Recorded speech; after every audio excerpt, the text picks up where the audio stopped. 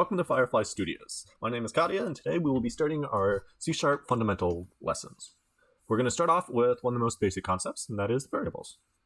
So I went ahead and opened our project from before, right-click, create C# script, and made a variable script, which we have open here. You can ignore the stuff at the top. We're going to dive straight into it. So a variable is quite simply a container that holds a type of information. And you can access this information at any time by using the name of the container. So for this example, we're going to start off with a variable that holds players' speed. The other advantage to using variables is you can edit this. So like speed, using that example, let's say that you are playing an endless runner and you pick up a buff that increases your speed. In that case, you would want to hold your speed in a variable so the buff can increase it during play. So the way we create a variable is we'll do the type of variable. So a speed can either be an integer or a float. An integer is a whole number, so 1, 2, 3, 4, and also in the negative, so -1, -2, -3, -4, so on and so forth. Or it could be a float. A float, if I spelled it right, is a number with a decimal point. So it would be like 0.3, 1.5, -1.5, so on and so forth. In our case, we will use a float because we want our speed to be as precise as possible. So you specify the type, then you put a name for it. So I'll call this speed. And then if you want, you can either just put a semicolon to create the variable, or you can set it equal to a default value. In this case, I'll set it to default by 1.0f. The reason why you include the f is so that the computer knows that it is a float. The way we use a variable is we just call the name. So I'm going to add in our start function. This is just a function that is called by default at the start of the game. So as soon as you press play, whatever is in here happens. So I'm going to say speed equals 10.0f, and then debug.log speed. All this debug.log statement is going to do is play for us in our console. Once the script compiles, down here we'll get a message that contains whatever this information is. So what it should do is, because we're assigning 10 to be equal to our speed, we should see our speed come out in our debug. So it should say 10. So I have to make sure I create an empty game object and attach my script to it. Otherwise, nothing would happen. I'm going to press play. If I go over to my console, see, it says 10. There are many different types of variables. The main types that we use are as follows: int, float, string, bool. These are the main C# types. So integers, as I already stated, are whole numbers. Floats are decimal numbers. Strings are words or names. So in this case, we could just do like Fred. Say our player is named Fred. Booleans can hold true or false. Yes or no, on or off.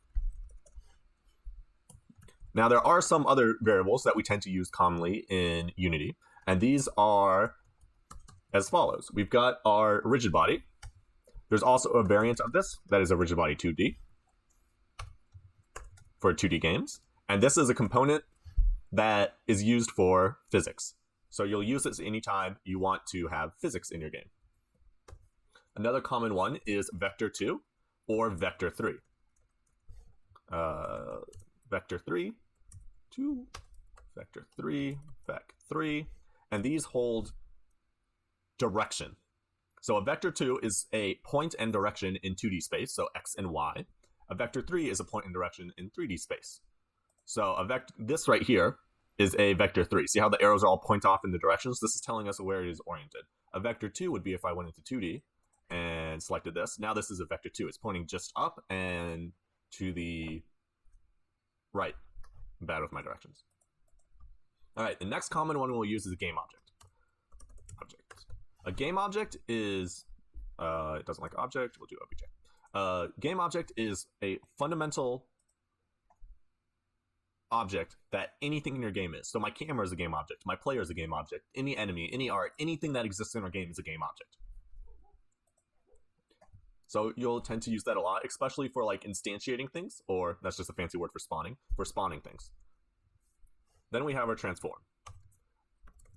Our transform is a component that every game object has, and it's just where it exists. So as you can see, this empty game object that I attached my script to, it has a transform component as well as our script, which is also seen as a component. we have a position, a rotation, and a scale. So the position is where it is, how far up, down, left, right it is. The rotation is how it's rotated, and then the scale is how much it's stretched in whatever axis. As with the speed, the way you would access any of these variables is just call their name. So I could do vec3 equals vector3 dot up. And this will set it to default to 0, 1, 0. So it'll be pointing up in the y direction, 1 unit. The next concept is local versus class variables. So all of these up here are class variables. And you can tell that because they immediately follow the first curly brace in the class. So these can all be accessed by any function. This public void start here is a function in our class. However, if I make a new variable in here, if I do float jump height equals 10.0f. If I make this variable in here, only the start function has access to this variable. If I had another function, like public void update, inside here, if I have a jump height, I see if I type in jump height, there's an error. However, if I type in speed, there is no error. The reason for that is this variable only exists inside of the start function. Now we will go back, and there's another component that you should always include with variables, and that is the access type. So who can change this variable? If it is public, anyone can access it. That's also why you have here, like our class has public. If it's private, only this class can access it. So most variables, you want to make them as restrictive as needed. The reason for this is the more things that can edit it, the more chances there are for things to go wrong. It helps keep code clean. So most of these would be private. So the advantage of having things private means not everyone can access it. So if I save this script, and let's name this one public, just to show you what happens here. So if a variable is public, other classes can access it. Also, by default, you'll see inside of Unity, they'll appear on your script component where you can change them. There's a way to make private variables visible, and that is using an attribute. So if I make this a serialized field, this makes it so I can change my speed inside of Unity here, but other classes can't access it. So this is useful for game developers who want to play with their speed value or whatever on the thing that they're making, but they also want to reduce the chances of errors happening. 9 times out of 10, you will make it a private variable, and if you want to be able to access it, just make it a serialized field. Thank you for taking the time to watch this video. Next, we will be going into conditionals and if-else statements. If you found this interesting or have any thoughts, please put them in the comments, and have a great day.